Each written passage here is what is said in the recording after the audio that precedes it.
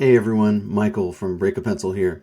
So, continuing on in our series of the Taylor Swift Masterclass in Strategic Leadership, covering the period of time from 2019 to just a couple days ago in 2025, from when she had her masters sold to her nemesis, Scooter Braun, in 2019, and to just now, a couple days ago, when she announced that she has bought them back and she now owns them. So we're going through that, and today we're going to talk about the period of time from 2020 to 2021, how Taylor Swift built competing assets while fighting for her goal. And this is using the persona of the innovation architect. Again, a reminder, this goes back to the framework I developed called the 6 Personas of Product Leadership, which is meant to encapsulate the 6 different roles or personas or personalities, if you will, that a product leader has to embody at various different times in order to be very effective and very successful.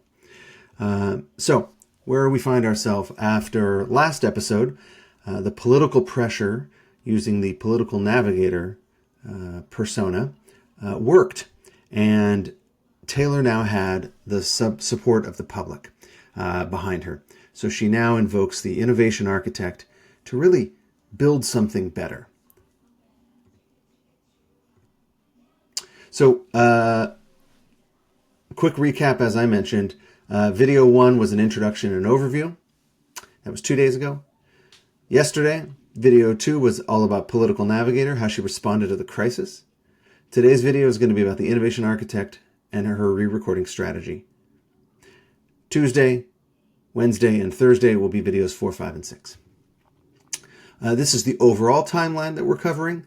So we already covered this political navigator in 2019, and this is the area we're going to focus on today, 2020 to 2021, the innovation architect. When essentially Taylor turned defense into an offense by creating competing assets while pursuing her ultimate goal of gaining back her original recordings and the original masters.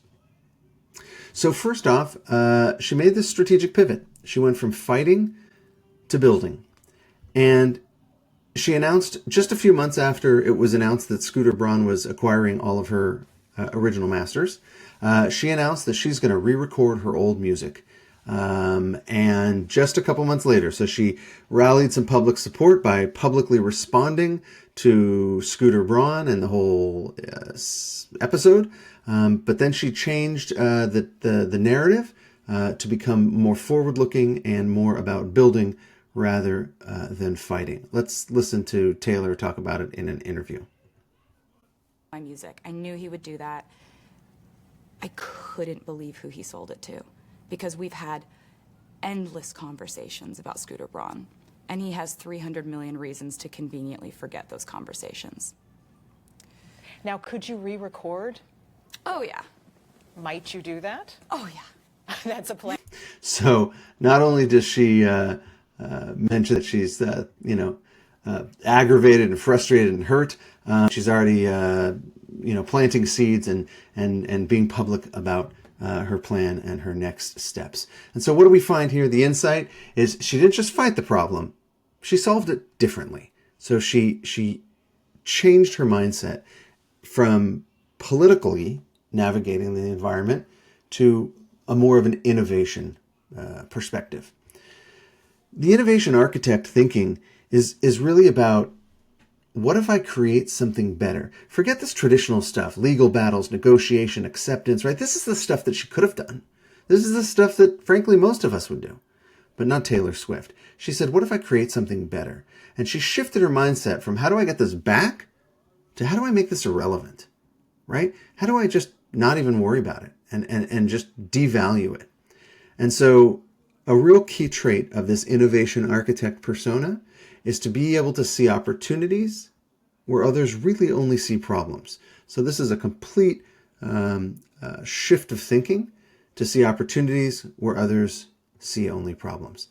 So she moves forward with this strategy of competing assets. And she creates versions that the fans are going to prefer. She doesn't just re-record. She includes bonus content, vault tracks. And the genius behind all this, right, is she makes the originals just less valuable, less desirable, while simultaneously building towards her long-term goal, which is to buy them back. So she builds the assets, and she takes a systematic approach, and then she focuses on this quality plus strategy to ultimately yield market dominance. So in April 2021, so just about a year and a half after she says, I'm going to re-record, Fearless Taylor's version comes out. It has 26 songs on it versus the original album with 13. So double the content. The new version earned 3 times the equivalent album units. Equivalent album units is a metric in the streaming industry to try to relate streams to what we traditionally looked at, which was album sales before streaming. So 3 times what was the original version. And the lesson here is don't just recreate, but improve and expand. A few months later, Red, Taylor's version, comes out. It does 10x the streaming of the original. And in 2023, Taylor releases Speak Now, Taylor's version, and 1989, Taylor's version. And all 4 of these will go on to rapidly either close the gap or surpass the number of total streams of her original albums. Quality plus strategy equals market dominance.